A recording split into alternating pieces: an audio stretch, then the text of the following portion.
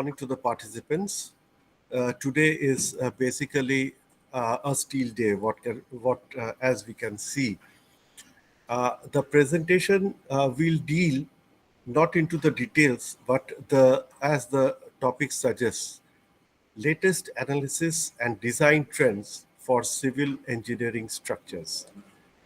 Very frankly speaking, when we go through the codes or the design documents, what we see is the core items, but what we miss are the initial items which we also should take care of. So I would like to highlight those points which we generally miss, the chapter 1 and chapter 2, which deals with where the where the codes are required and what is the scope of this code.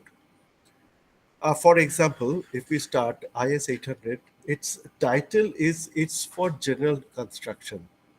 But what we miss is that we try to use it in all types of construction. So these are certain points which we want to highlight. And what are the latest codes, latest technology in structural steel design, which is going on in the country. As you understand, till 1984, we were used with working stress method. But later on, it was found that the working stress method had its limitations, and research was going on. In the year 2007, the Indian Bureau of Indian Standards came out with another code, another revision of IS 800, which transferred the total technological development from working stress to limit state. So these are certain issues which we will cover. So a little bit of history. Our topics, understanding the tensile properties of steel, that will be part one. Then section classification, which was not there in working stress, though it was, we cannot say that it was totally not there. It was there in a camouflage pattern. Then what is limit state? We speak about limit state, but what is exactly that? Just to refresh. And the last topic will be Introduction to Structural Steel Design, the chapters which are required when we start the making the arrangements of a structural system. I found that these topics are often missed in many of the cases, and we go deep into the later part of the codes or the books. So now today we will be discussing on these items. It will be 1 hour and around 20 to 30 minutes. So please, I hope you will be enlightened with the presentation. Now, it was IS 800 2007, which was released in the year 2007. Later on, it was substituted by some addendums and annexures, which was released by Bureau of Indian Standard. It was pointed out by IIT Chennai, added by INSDAG, and then ultimately Bureau of Indian Standards came out with some typos, with some annexures of IS 800 2007. Then came National Building Code 2016. The chapter on structural steel in National Building Code is a duplicate of IS 800 2007. That cannot be said 100%, because in the meantime, from 2007 to 2016, there has been identified that some of the items needs revision, which was appearing then there in IS 800 2007. So with those changes, the NBC 2016 came out. So in a nutshell, what to say, that the chapter on structural steel in NBC 2016 is not similar to IS 800 2007. There has been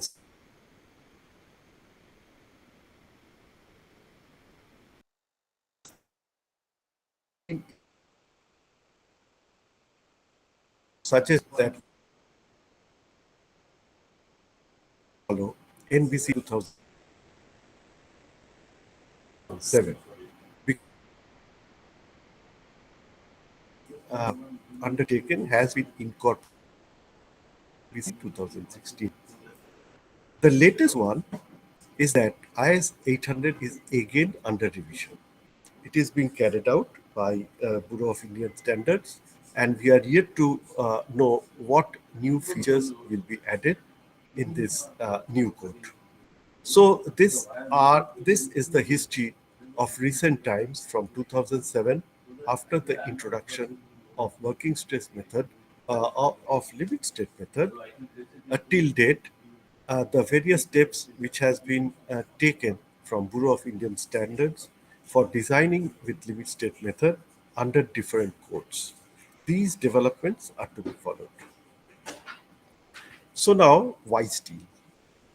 There are many elements which can act as structural members. But why do we choose steel and why not aluminium or why not copper or any other material which is there in the periodic table? Because the first reason is that steel has certain advantages. Firstly, if we go to our college days, we do a test called the Young's modulus, finding out the Young's modulus of steel. That perhaps was the course in our first year training program, laboratory tests. And the sample is in this shape. The range at the middle, the cross section is reduced so that the failure comes in the cross section and not in the supports.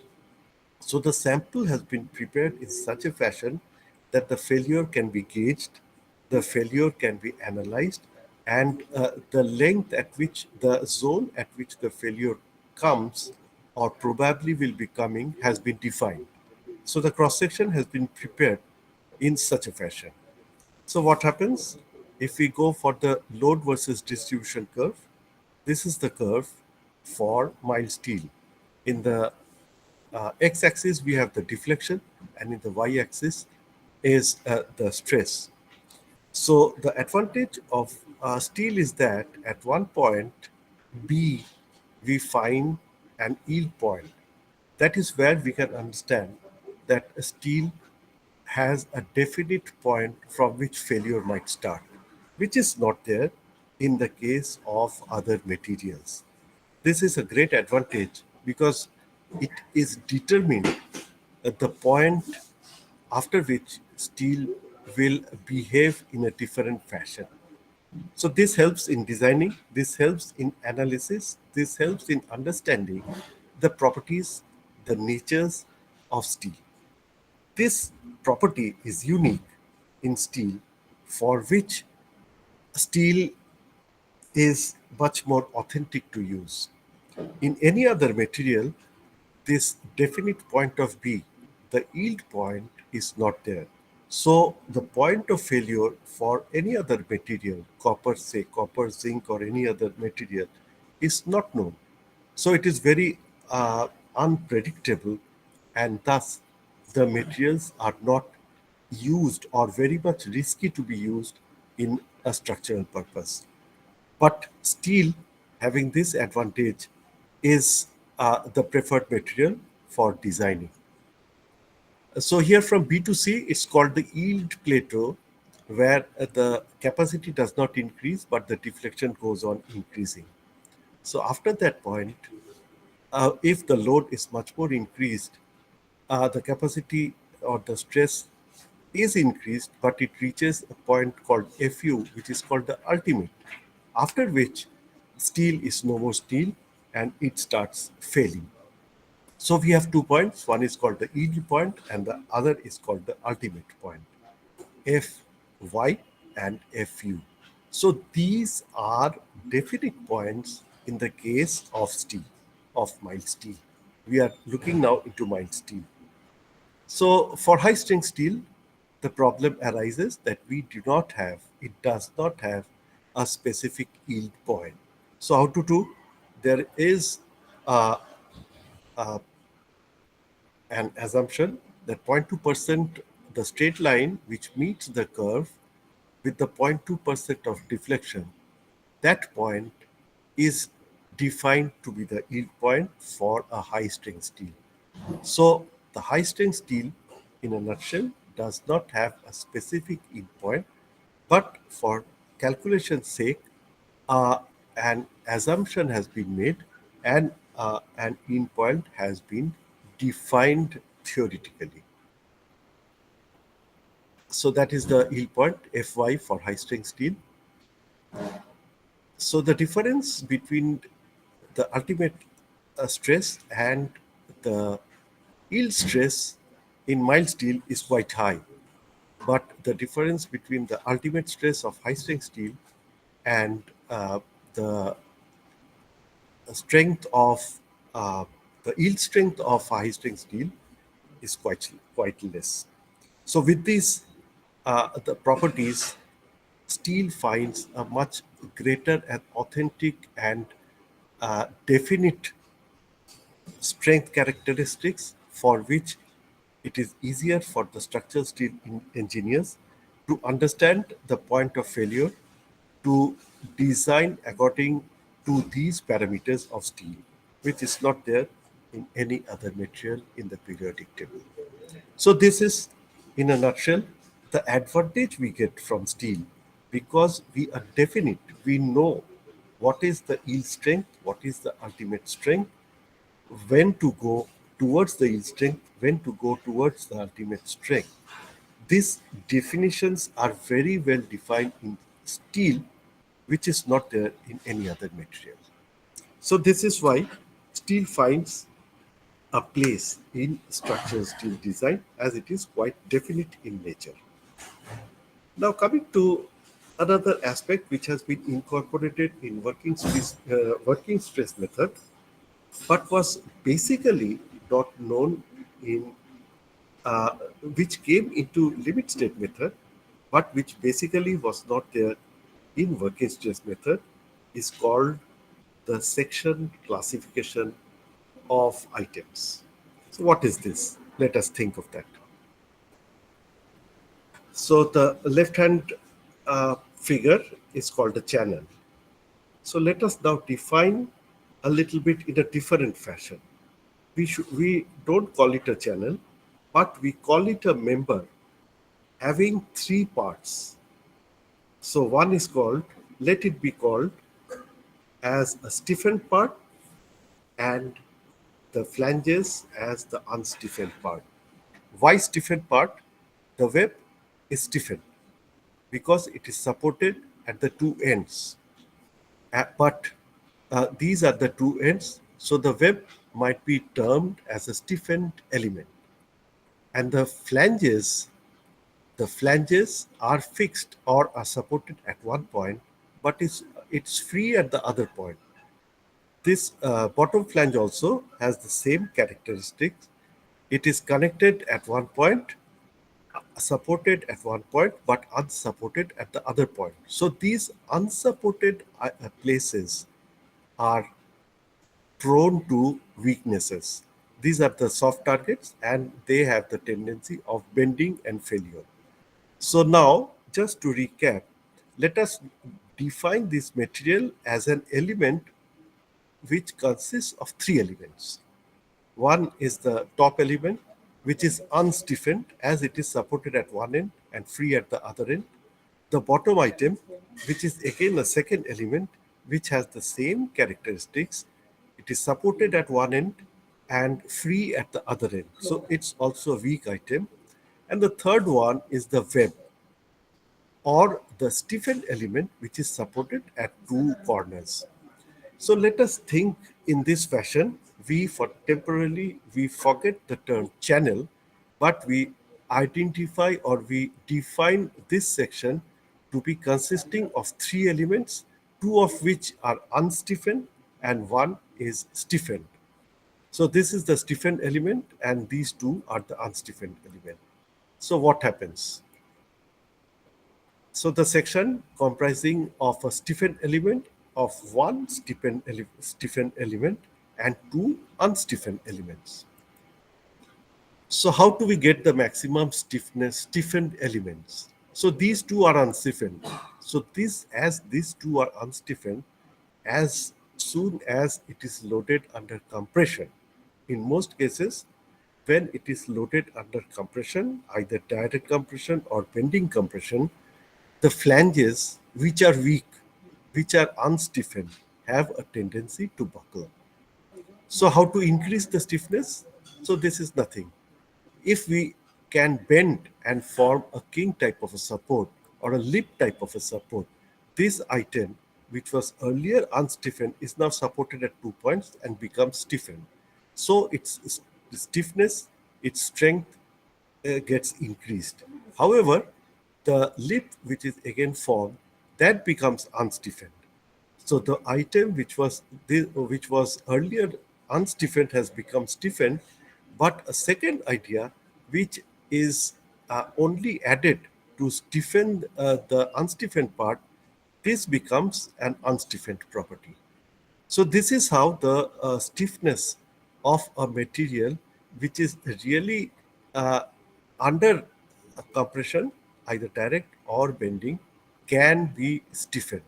Let us take an example. If you go through the recent cars which are being sold in the country, starting from Tata Nano, this was the first car where the roof was made out of very thin plates.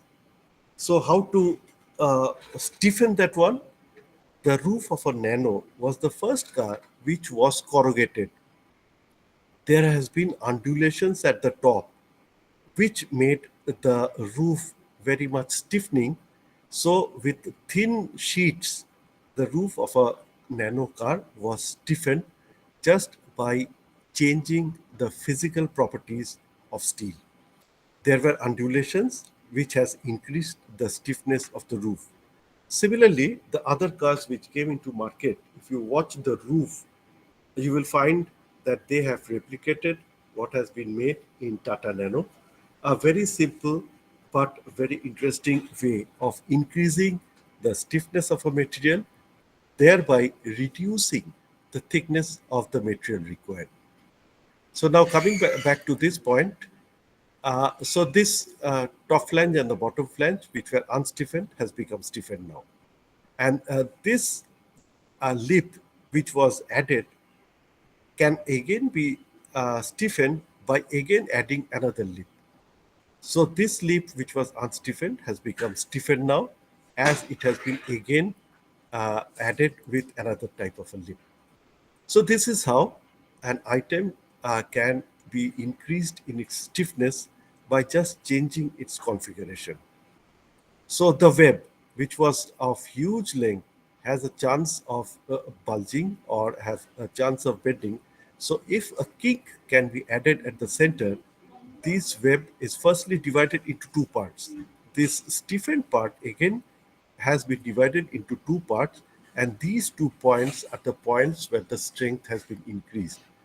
So by simple changing the configuration, the stiffness of a total material can be increased and can be used perfectly. So this is through the plate theory. So the channel section, channel with a simple lip was the second one, channel with compound lip, and adding intermediary stiffness, a simple channel with two flanges and one web can be stiffened much more in this fashion. So now the basis. So now the basis of this movement, the formulas. Let us just go into not deep into it, but how does it come? So this come basically from the plate theory. So what is the plate theory? One experiment has been done that if a rectangular plate is fixed at all the ends, rectangular plate fixed at all the ends, and compressive loads are added from the two ends of the shorter spans, then if we take a strip, this strip, the long strip, is basically unstiffened. So this long strip have a tendency of bending or buckling. So what happens is that as these members are, the long spans are also fixed at both the ends.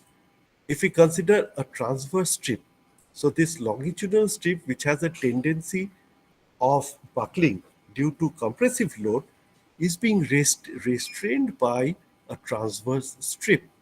So the transverse strips are actually reducing the deflection pattern and thus increasing the load bearing capacity of the critical stress of the plate itself.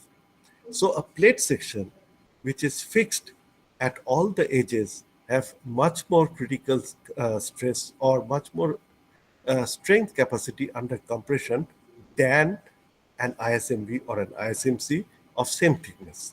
So what we find is that the plates are much more stronger and have a much more critical stress carrying capacity than the other items. So what is the sacrosanct formula?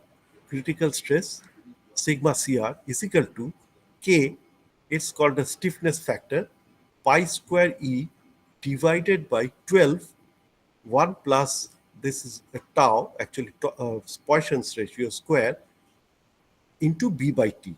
So here, if this is the basic formula for plate theories, the stress or the critical stress of a plate can be found out by using this formula.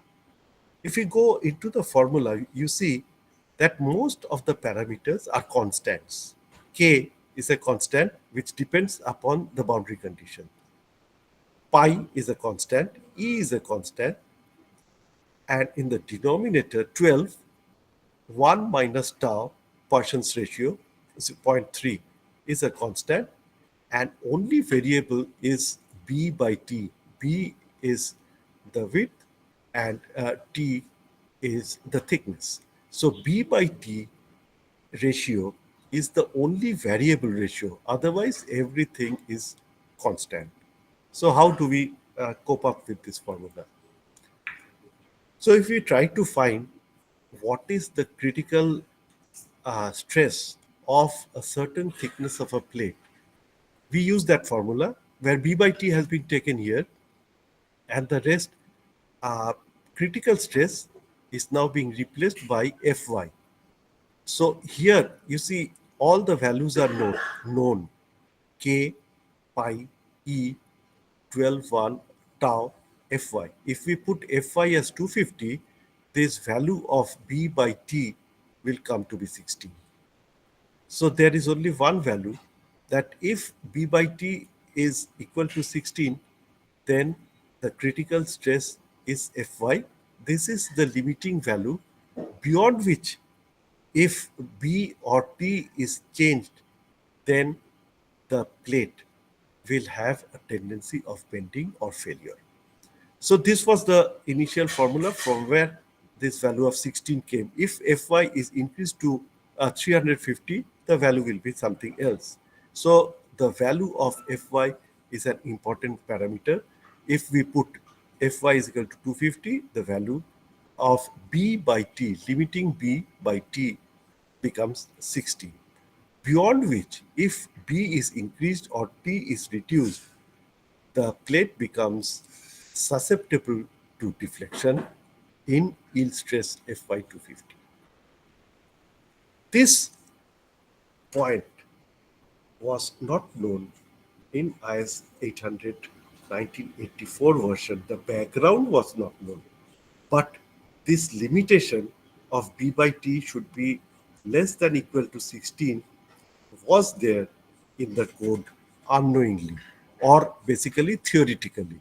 But the basic background of this value of 16 was not clear, but it was specified in IS 800 1984 version, that is in the working stress version. So now what happens? We are selecting certain cross sections which we use. This is a hollow section, hollow rectangular section, where we call these two as webs and these two as flanges. Or in other way, if we now classify the section, we can say that it is uh, an element which constitutes four elements: 1, 2, 3, and 4. It is no more called a rectangular hollow section, but let us call it a section which composes of four elements, 1, 2, 3, and 4. All four are stiffened because all fours are fixed or connected at its supports. So if the connections are fixed, the rule is that the weaker the thicknesses will have a tendency of bulging, and the stronger one will be stiffened enough not to bulge or not to deflect. And the next one is vice versa.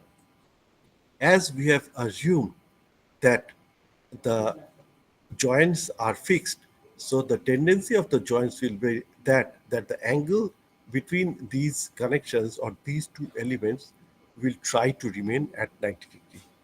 When these angles remain at 90 degree, it means that rotation is restrained.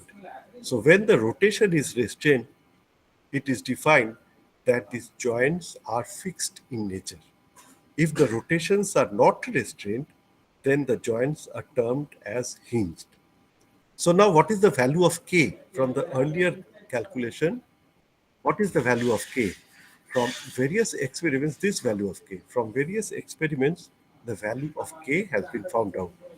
For uniaxial compressive stress, for hinged connection, the value of K is 4. For fixed, the value rises up to 6.97.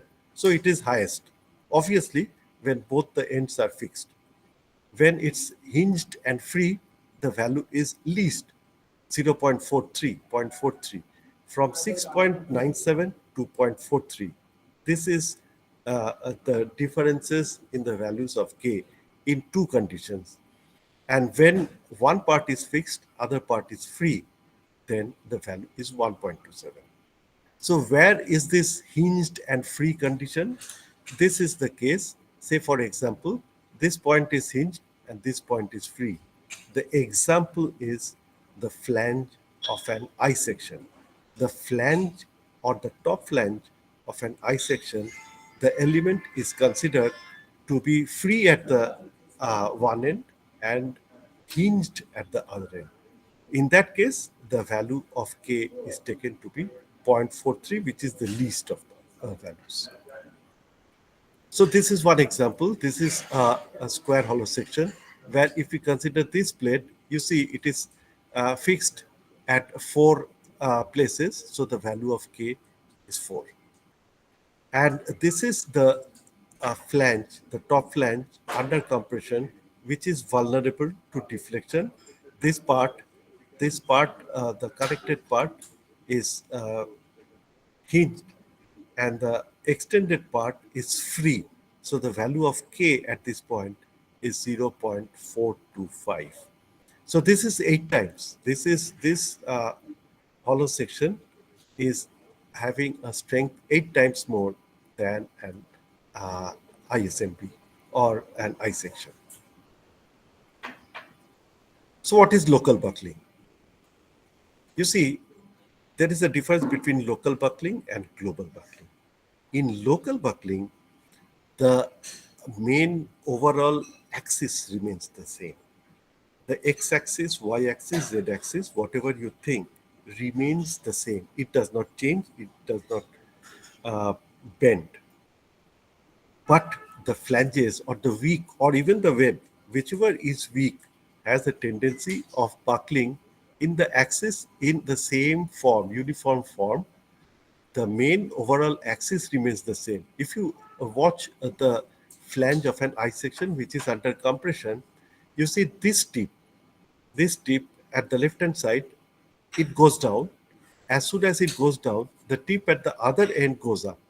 So it is balanced. One is down, one is up. The sinusoidal curve in one area where the troughs and the crests are just reverse.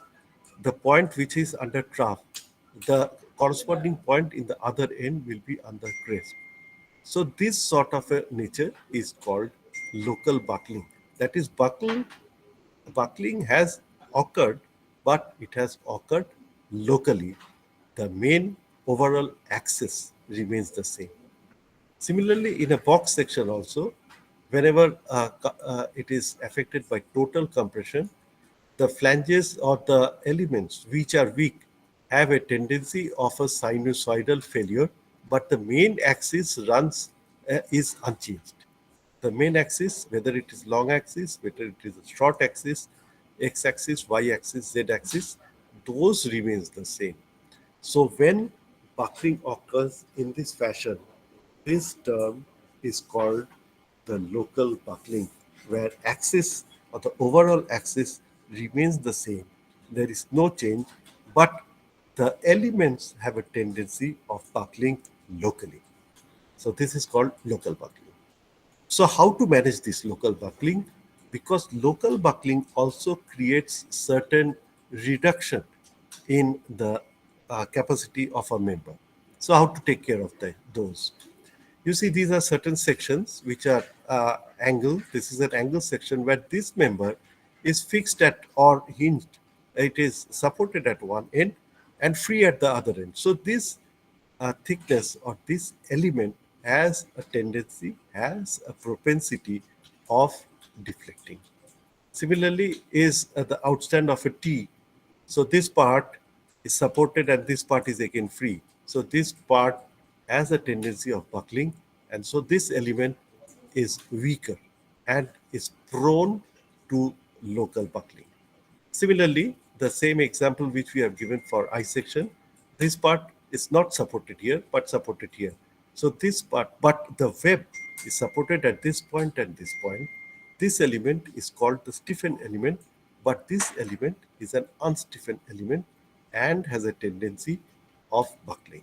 So these are certain examples where the weakness points are highlighted. So this is again the internal elements which are much more stiffer. The web, as we called it in I section, is a stiffened element because it is supported at two ends. The web of a channel section is again supported at the two ends and is quite stronger than the elements which are unsupported at one place. Here, this is a plate which has been fixed above an I section. So this plate, the uh, plate which is in the middle, is supported by two bolts at the two different points, and thus it is much more stiffened, and the propensity for its deflection or its local buckling is quite less, because these items which are unsupported at one point, supported at the other point, are prone to local buckling first, and then after it fails, then the stiffened web will be under local buckling. Similarly is the case of a hollow section, where this is the stiffened part, much more strong than the unstiffened parts. So a little bit of basic concepts which has been taken from plastic theory. In working stress method, or let us just explain a small experiment. This is a beam of having a length L, which is fixed at both ends with an UDL W, which has been placed. We are trying to find out at what point or at what load this beam fails. So we go on increasing the value of W. What happens is that after a certain point of time, the two supports have a tendency of collapsing. They form plastic hinges and they start rotating. So as soon as they start rotating, the fixity is gone, but the beam still has a capacity of carrying certain amount of UDL. So if we go on increasing the UDL much more, then at one point of time, the weak spot, the weak spot will fail by forming another plastic hinge. So here, initially, when everything was in line, the plastic hinge, point of first plastic hinge, was set up at the supports. So the bending moment diagram was in the form of moment at two supports and certain moment at the spans.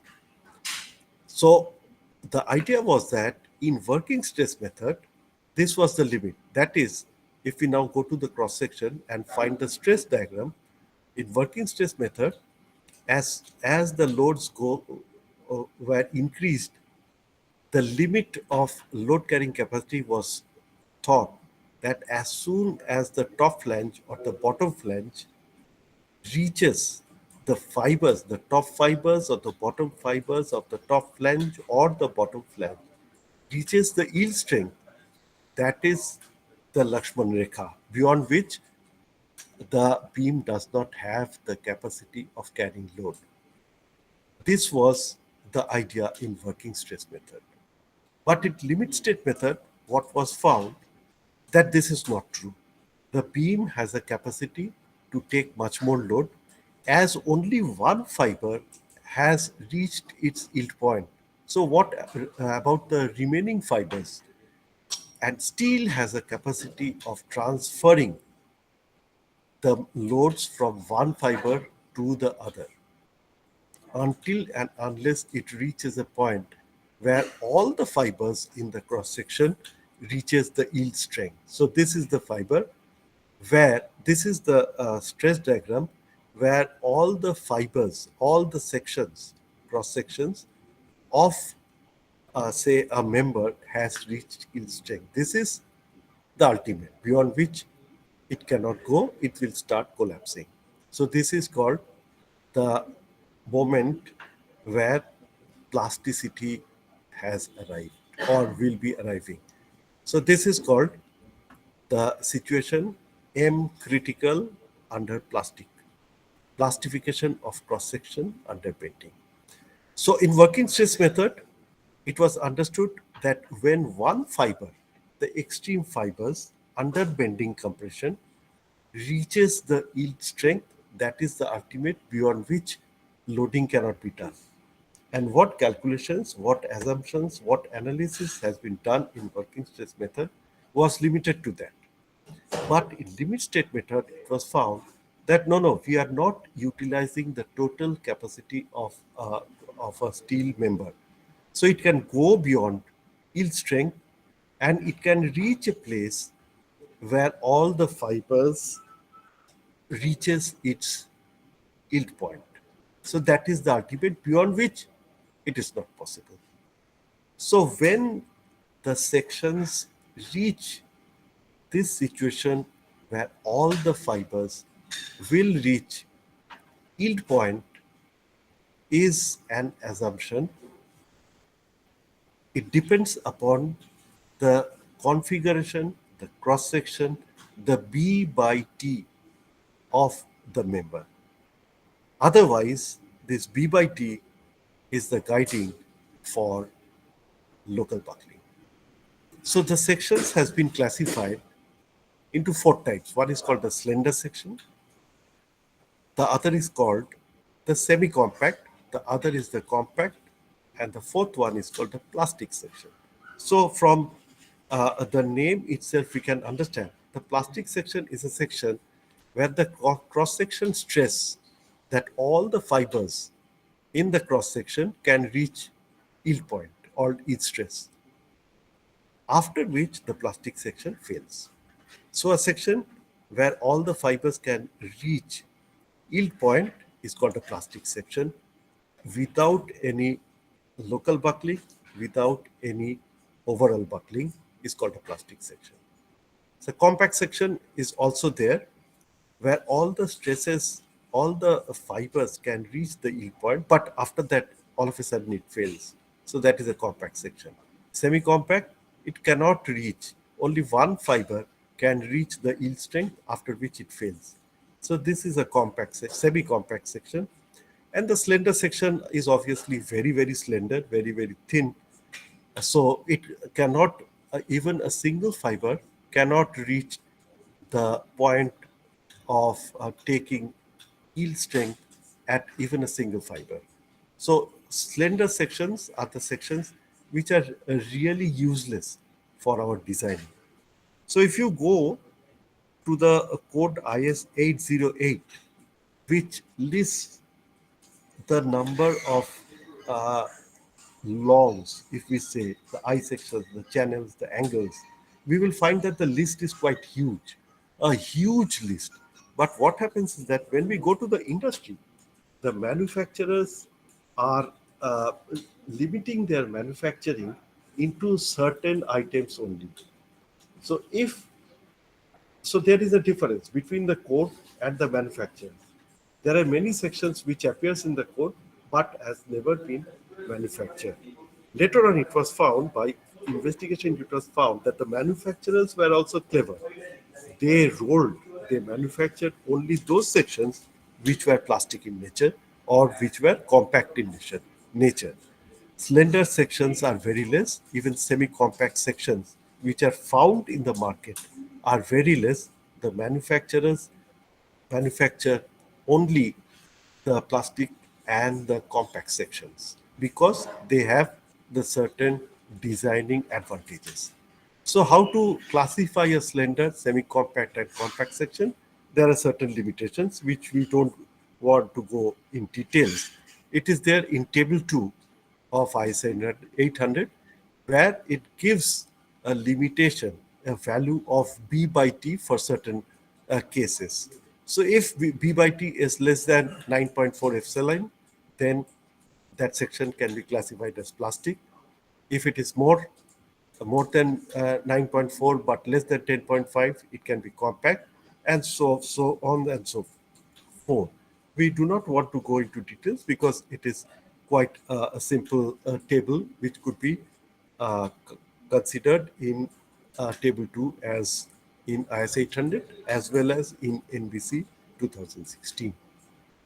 So now we were just telling that slender sections cannot be used because it will fail due to local buckling before it reaches yield strength. But the code IS 800 or NBC, they have incorporated that slender section can also be used, but with reduced cross section. If the length or B, if the B can be reduced with the corresponding T, then that B by T ratio can be made such that the cross section can be classified into a semi-compact, at least semi-compact. Then if the section be classified into semi-compact, then as 800 tells that you can use semi-compact section. The black portions which is shown here are to be then deleted. So when the effective cross section of a member, which is already actually a slender section, is to be used as a semi-compact, some portion of this B, the length B is to be reduced. The portion which is to be reduced is not to be considered in design. As if this is the total member, but this portion and this portion are out of action. So this portion is the effective portion, and the total cross-section area, the physical properties are to be estimated considering only this portion and removing the black portions.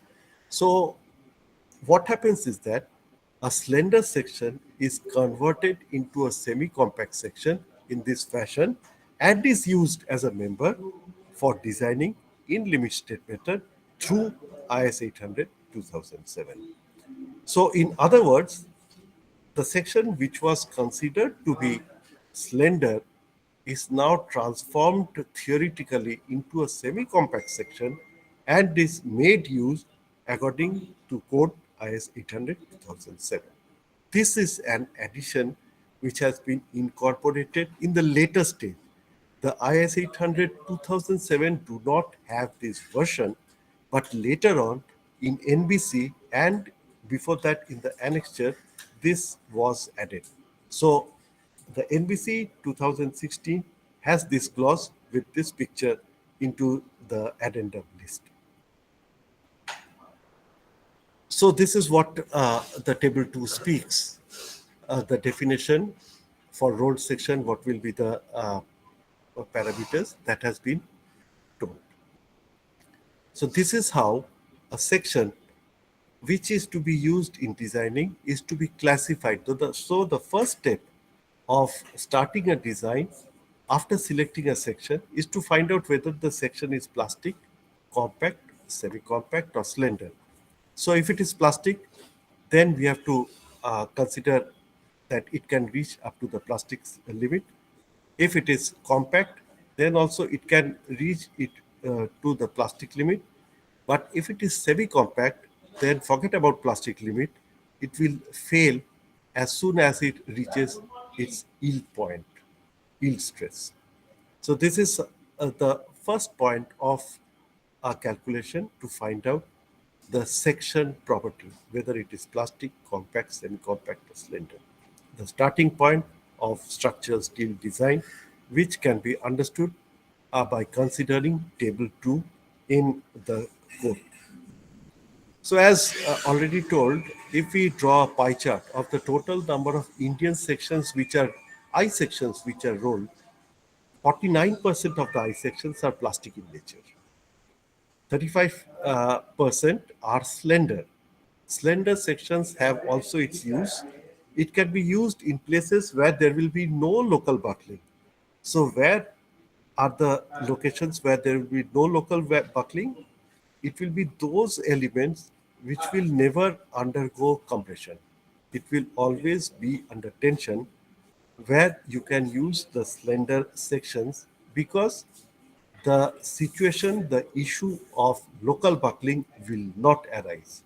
Local buckling will arise only in cases where members are undertaking either axial compression or bending compression. So compression is the factor which creates the issue of local buckling.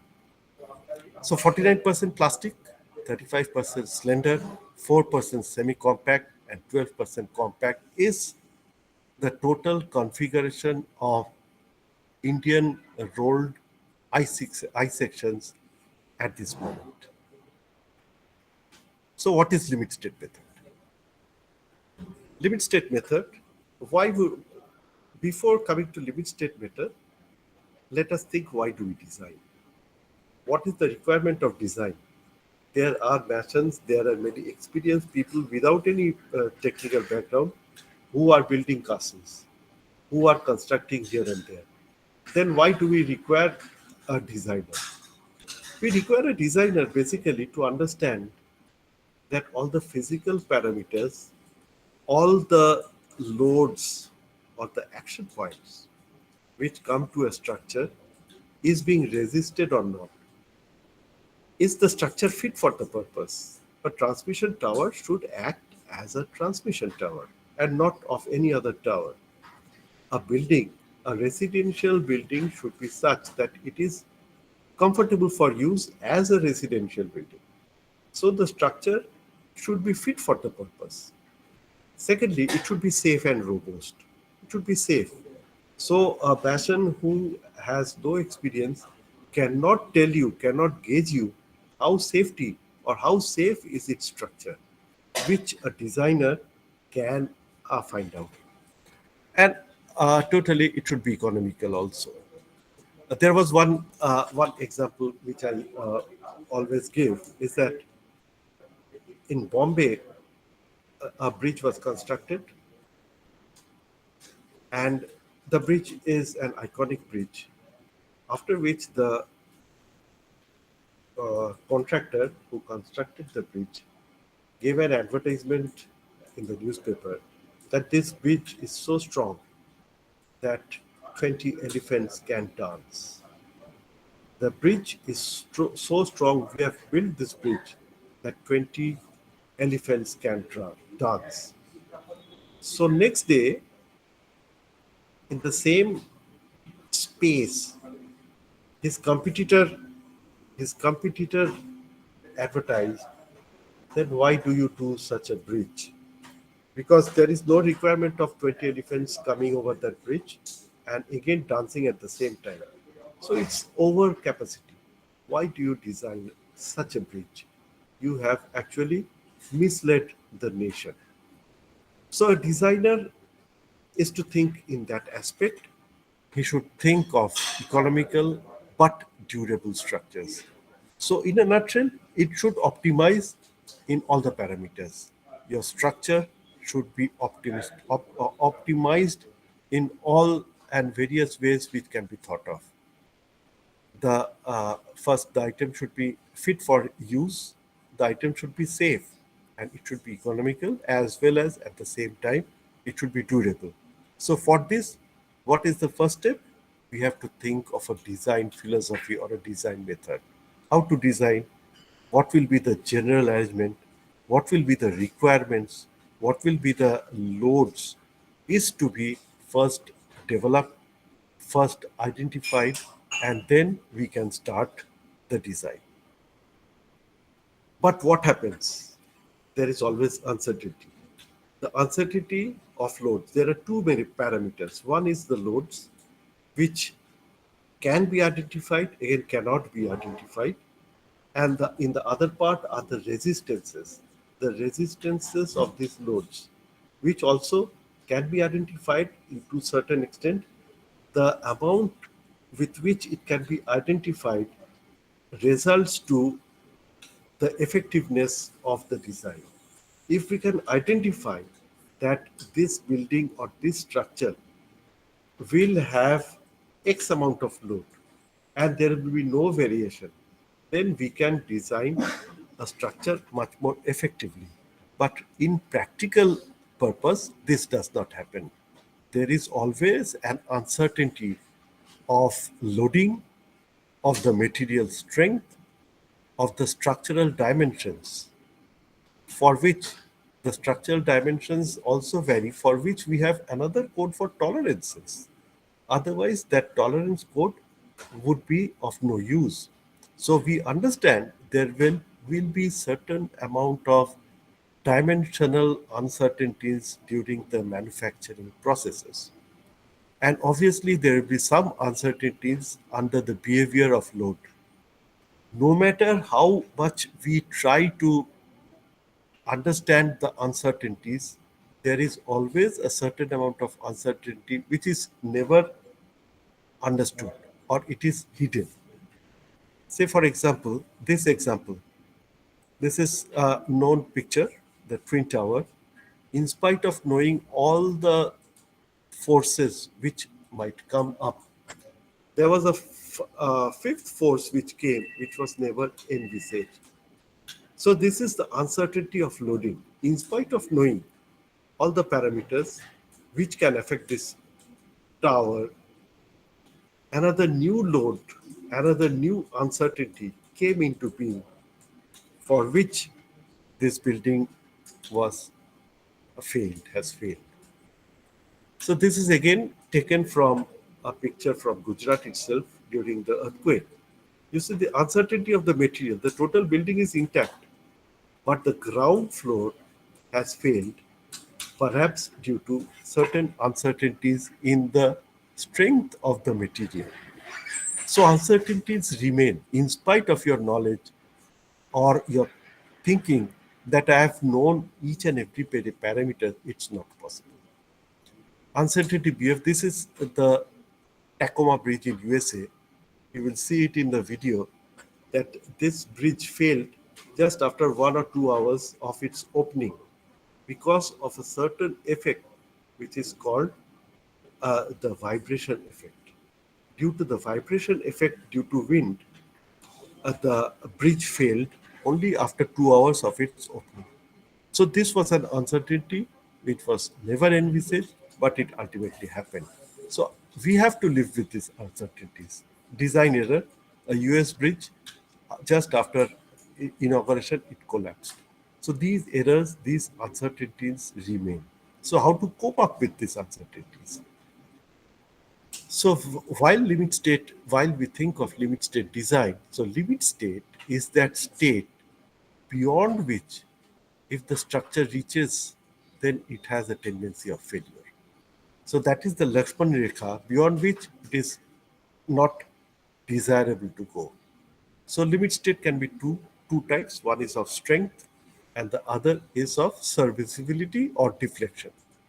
So limit state of strength is the strength as governed by material, the buckling strength, overall stability, sway, fatigue failure, brittle failure, these falls under limit state of strength and limit state of serviceability, the deflections, the vibrations, the fatigue, corrosion, fire resistance. So most of the chapters are covered in IS 800 2007. Now let us go into a little bit of details. So earlier, what we have done, the equation, if you think, the equation,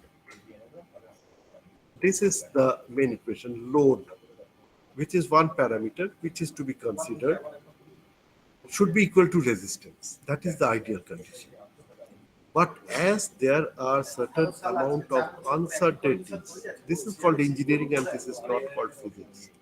In physics, this uncertainty part is not there. So engineering is the one which is practical oriented, where uncertainties play a role. So one part is the load should be equal to resistance. That is the ideal condition. That is in physics. But what happens in practical purposes that the loads which we think has a certain amount of uncertainty, and this to cope up with this uncertainty, load factor is being introduced. This load factor is called a partial factor of safety. So load into load factor should be less than equal to the resistance divided by resistance factor or another partial factor of safety, which is called the partial factor of safety for material. So at one part, the load has certain uncertainties, which is being stabilized by a factor called partial factor of safety for forces or loads. And in the other part, the resistance, which we assume that the yield strength of the total cross section will be 250 MPa, does not happen. So there should be certain amount of play, certain amount of range, which is taken care by the resistance factor or the partial factor of safety due to material. So what does these materials, partial factor of gamma F, partial factor of safety for forces, what does it actually include? Possible deviation of the actual behavior of the structure from the analysis model. For this uncertainty is taken care by gamma F. Deviation of loads from specified values. Say for example, we consider a live load of 250 kg per meter square, but it does not happen. Say for example 150 or for example 350 also. So this deviation is being uh, replaced by a factor called gamma F. Reduced probability that the various loads acting together will simultaneously reach the characteristic value. So this is again another variation which is taken care by gamma F. So the gamma F or the load factor considers at least these 3 points, the uncertainties of these 3 points, to convert it into a certain amount of certainty.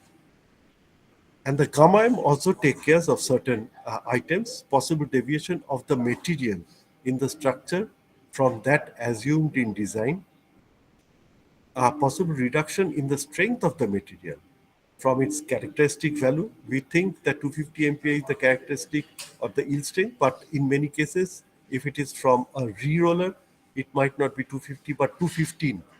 So this 215 value is a deviation from the characteristic value, which should be taken care by this factor of gamma n. Then manufacturing tolerances, mode of failure, these are the uncertainties which are taken care by gamma m. So the limit state design, the loads should be equal to resistance, that is in the actual form, but in engineering term, loads into these uncertainties. So the load into a factor which is more than one. So the load which is coming into a structure is being increased by a factor, and the resistance is reduced by a factor which is called the partial factor of safety for material. So there are certain load combinations. This is for gamma F load combinations. The load combination, you see there is one center line. There is one center line. The load combinations for strength and the load combinations for serviceability are different. So one load combination can be dead load, live load plus crane load. So the values are given. It is in table 4 of IS 800 and also in the NBC 2006, where certain load combinations and the partial factors for safety for gamma F has been given. So it's nothing new. It is crystal clear. No point in discussing it in details. Similarly, when we think of the partial factor of safety for serviceability, all the values are 1 or less than 1. All the values are 1 and less than 1. We find when we check for proof checking the design calculations, in many cases we find that this is a mistake, that the load combinations for strength, which is more than 1 in most of the cases, is being replicated for finding out the load combinations for serviceability also. So this is a mistake which we have to point out, that the factors for a limit state of strength are different from the factors of limit state of serviceability, and they have to be taken care. Similarly, for partial factors for safety for material gamma m. So gamma m for resistance governed by yielding is 10%, 1.1. So in the denominator, the factor of 1.1 will come. So a material which has a strength of 250, while designing, it should be reduced by a factor 1.1. So that becomes 218 or 215. So 215 then becomes the ultimate, the yield strength, which is to be considered in design and not 250. So the strength which is given is being reduced as design strength. So resistance of members for buckling also 1.1, 1.25 for ultimate stress, and for connections maximum R values are 1.25 except for welding which is done at field. Obviously the logic is very simple. Field welding is really under uncontrolled condition. So the factors are to be increased because you don't have any control on the welding. It's not a truck welding where everything is under control condition. So in case of field welding, the parameter is increased from 1.25 to 1.5, which has definite logic. So now coming to the other point, limit state of serviceability. We were dealing with limit state of strength. In limited state of serviceability, we know what are the factors of the load combination. The serviceability columns are here. The factors are known. This is the factor, but what is the permissible? The permissible value for limit state is given in table 6. Most probably in table 6, if I am not wrong, where earlier in IS 800 1984, there was only one value, one sacrosanct value, L by 325. For any cases of deflection, the value was only one, L by 325. Later on, this value has been segregated into various factors, and into case to case basis, the factors have changed. L by 150 for certain cases of live load under wind, for purlins. If it is an elastic cladding, then it will be L by 150. If the cladding is brittle, then it will be L by 180. So this gives a leverage in designing where each and every case is different and the factors are thus different in all the cases. So this gives a certain amount of advantage from the previous code.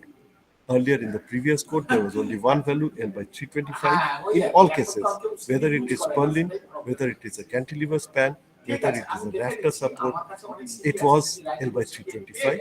But for gantry girders, in the earlier case also, in the 1984 version also, it was L by 500 and L by 1000, which has been replicated in this case also. So similarly, the factors have been subdivided into various other values, giving us the flexibility in design. So these are there and are clear in the table itself. So no need to discuss extensively. So this is, in a nutshell, what is limit state. So just to summarize, what is limit state? It is a design beyond which, if you go, the member is prone for failure. There is no residual or extra strength in between. So if you reach a certain point beyond which, if you go, the structure will fail. It will not give you a chance. Why? Because all the sections, all the fibers reaches the yield strength and plasticity appears. Where does plasticity appears? Plasticity appears to those sections which are plastic in nature. So before going to the capacity of the section, sections are to be classified whether it is plastic, whether it is compact, whether it is semi-compact, or whether it is slender. So according to that, we can understand, or the designer can understand, whether that section can reach the plastic limit or it will fail before that. So limit state is of two types. One is of strength and the other is for serviceability. There are certain load conditions, load combinations for which limit state is to be calculated, and these load combinations are different for strength and are different for serviceability. For strength, it has certain parameters which in most of the cases are more than one, and for serviceability, the parameters are less than one. So there are two types of partial safety factors. One is for the force and the other is for material. One is for the action, the other is for resistance. For action, the load or the actions are multiplied, that is, the actions are magnified, and the resistance is having the factor at the denominator. That means the total capacity of that member is reduced. So this gives two partial factors of safety at the two ends of the same equation. So what are the limitations of the deflection? What should be the permissible limits of deflection is given in another table in a very detailed form. Earlier it was only one value. Now the values have been subdivided into a number of values according to its suitability. So in a nutshell, this is called limit state method. So a little bit of the use of structural steel design using limit state method. Firstly, this code, we are defining the scope. We have to define the material. It is not for all materials and general design requirements. Firstly, this code, the term, the item, the title is Indian Standard General Construction in Steel Code of Practice. So it defines of a generalized type of a structure. But as soon as there are certain structures which have a definite code, say for example the code for chimney, it is IS 6533, then you cannot use IS 800, or transmission tower IS 802. So when IS 802 or a transmission tower is designed, we have to refer to IS 802 and not IS 800. The IS 800 is to be used for general building purposes and for structures which does not have a separate code. For structures which does not have a separate code. It is not for bridges, it is not for silos, it is not for transmission tower, it is not for any other material which has a different code. So IS 800 scope is quite limited for general construction, and the second part is for hot rolled steel. There are two types of steel during the manufacturing process. One is called the hot roll section and the other is called the cold form section. So the properties, the natures, the uh, metallurgical processes or configurations are different in hot roll section as well as the cold form section. So IS 800 deals with sections which are hot rolled, sections uh, which are not cold formed, and also deals with those structures which are not uh, taken up in any other codes, only for building and not for bridges. So this is the scope of IS 800. Now coming to the axis. The axis have been changed according to the softwares. Earlier, the z-axis and x-axis have been interchanged. The z-axis, which is now, was x-axis earlier, and there is no change of the y-axis. But there has been a change between the z-axis and the x-axis to suit the code with the softwares. The softwares have come up with changed axis, which has to be matched with the code, which the code has taken care by transferring the z-axis into x-axis and vice versa. So this is one mistake which we generally carry on. The next one is the general code. The grades of steel which are used. 1 second, please. हाँ हाँ हाँ हाँ I will be free. हाँ ठीक है.